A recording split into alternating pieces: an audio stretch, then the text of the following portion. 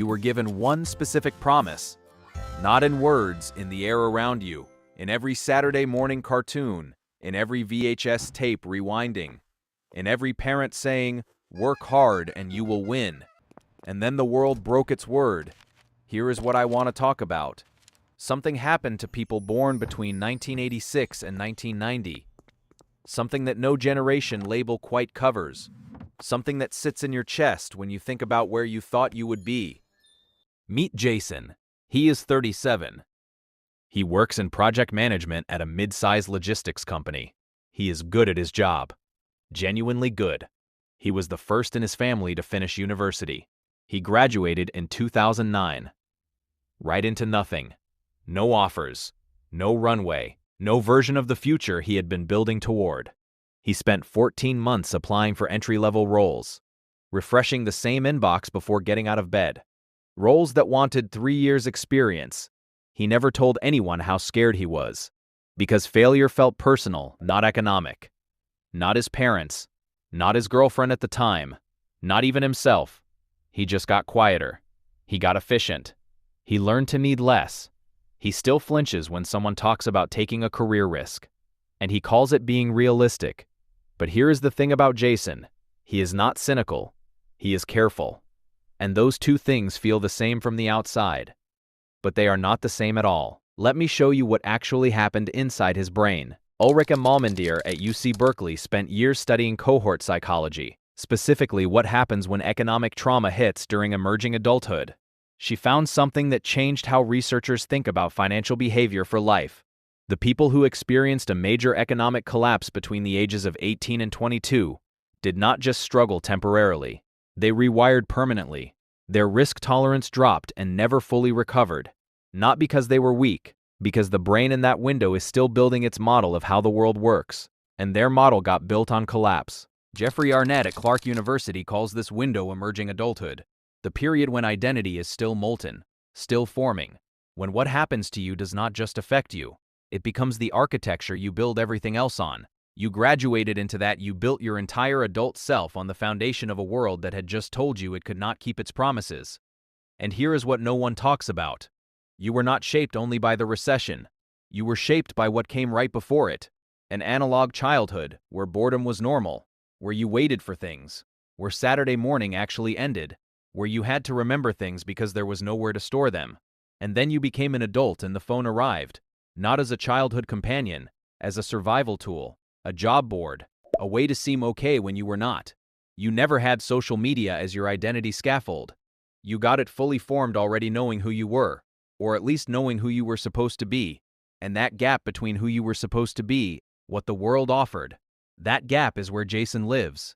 That gap is where you live. The strange part is most people your age still think this is just their personality. And here is the inheritance part. If you have kids, or younger siblings, or anyone watching you closely, they are not learning what you tell them about risk. They are learning what you do when risk appears. They are watching you double-check the savings account. They are watching you stay in the job that is fine. They are watching you smile and say, "I am being smart," and they are writing it down in the part of their brain that decides what safe looks like. The pattern passes, not through trauma, through example, through the quiet daily shape of a person who learned that wanting too much costs too much. Now let me show you the part that will stop you.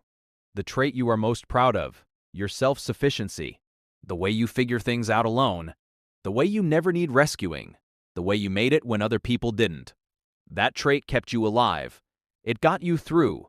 It is genuinely yours. But I want you to sit with something for a moment. That same trait, the one you call strength, has also kept every real hand an arm's length away.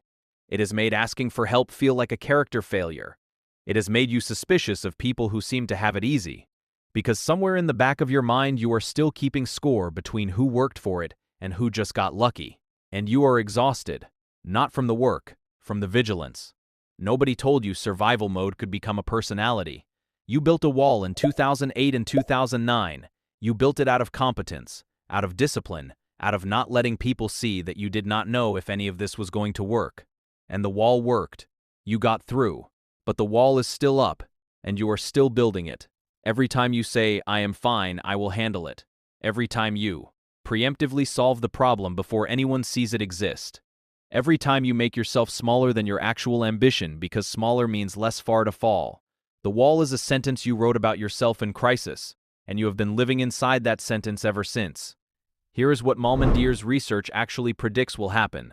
Not as a warning, as a quiet alarm. The people who built their worldview on economic collapse, without ever naming it as such, show elevated risk aversion into their 40s and 50s. Not just financially, relationally. They hold back. Not because they do not want things, because wanting feels like the first step toward the version where you do not get them. And the brain protects you from that version by making the wanting smaller, by calling it realistic, by building a person who is very good at everything except telling you what they actually need. Here is what I want to give you, not a framework, not a list of steps, just one reframe.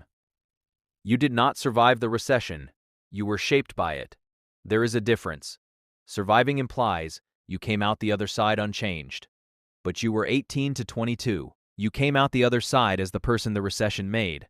That person is competent and real and has earned everything they have. And that person is allowed to update their model. Your caution kept you alive, but it does not have to decide the rest of your life. The wall you built was built for a world that no longer exists in the same way. You do not need to tear it down. You need to know it has a door, and that you are the one holding the key. I want to ask you something before you close this. Think back to the moment you realized the plan was not going to work. The specific moment. Was it a rejection email? A conversation with your parents? A number in a bank account? A job that disappeared? Whatever it was, that moment changed something in how you make decisions. And you have probably never told anyone exactly what that felt like. Most people never talk about the exact moment. Something inside them changed. What was it? Write it below. Not what happened after, what it actually felt like in that exact moment. Because the people watching this are sitting with the same thing, and they need to know someone else lived inside that feeling. Being named is the first step to coming home.